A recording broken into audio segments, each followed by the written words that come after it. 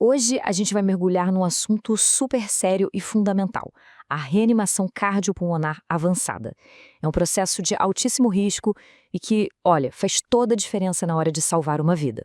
Mas para a gente entender como se resolve uma crise dessas, primeiro a gente tem que enxergar o problema, sabe? Ver como um profissional de saúde veria um coração em apuros.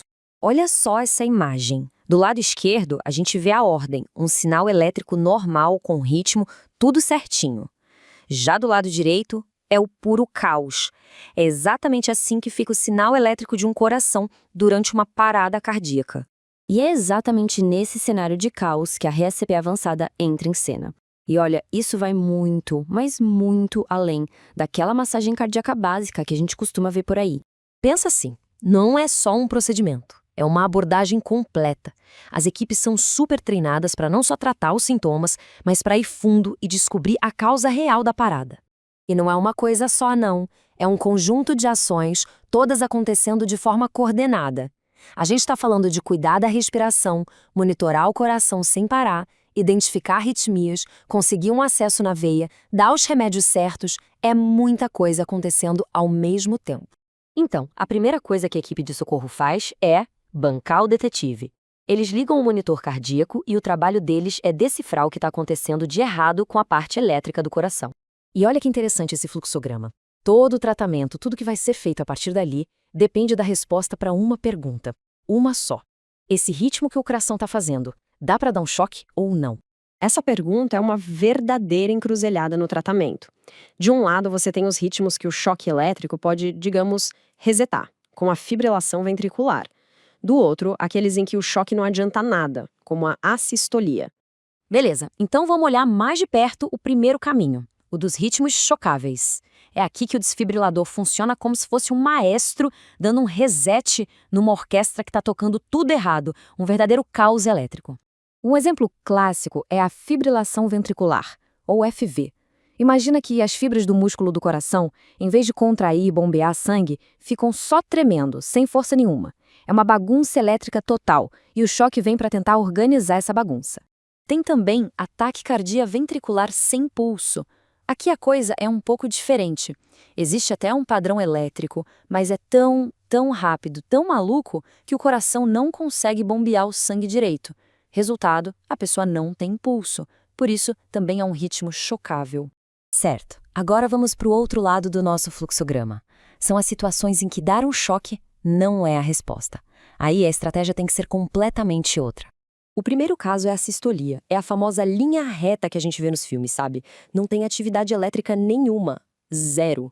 Não tem caos para organizar. O objetivo aqui é outro. É tentar fazer essa atividade elétrica voltar a existir. E temos também a atividade elétrica sem pulso, a AESP. E essa é bem traiçoeira. Porque olha só, a gente olha no monitor e vê um ritmo elétrico. Parece até que está tudo bem. Mas o coração não contrai. O músculo não responde. É como se o comando elétrico existisse, mas a parte mecânica estivesse quebrada. Mas olha, não importa se o ritmo é chocável ou não, tem uma coisa que é a prioridade número 1 sempre: garantir que o ar chegue aos pulmões. A via aérea precisa estar livre para a pessoa ser oxigenada. E uma das ferramentas mais importantes para isso é a cânula orofaríngea, que muita gente conhece como cânula de Guidel. É um dispositivo que parece simples, mas é absolutamente crucial. Tem de vários tamanhos, claro, para se ajustar a cada pessoa e garantir que o ar passe. E escolher o tamanho certo não é detalhe, é essencial. A medição é precisa, vai do canto da boca até o lóbulo da orelha. Se errar no tamanho, pode dar muito problema. O ajuste tem que ser simplesmente perfeito. Para colocar a cânula também tem toda uma técnica. Não é só empurrar. Ela entra com a curva para cima, virada para o céu da boca. Aí quando chega lá no fundo, o profissional gira 180 graus e a encaixa. É um movimento que precisa de muito treino e experiência. E essa imagem mostra direitinho o porquê de tudo isso. Quando a cânula está no lugar certo, ela empurra a base da língua para frente. Isso impede que a própria língua caia para trás e feche a garganta, sabe? E aí cria esse caminho livre para o ar entrar e sair. Só que a técnica tem que ser impecável. Se a cânula for grande demais, pode machucar.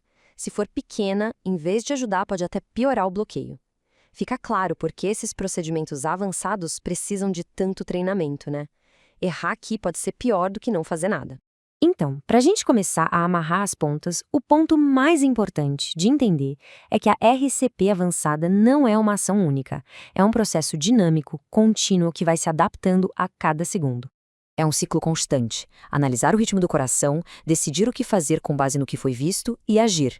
Imediatamente. Analisa, decide, age. De novo e de novo.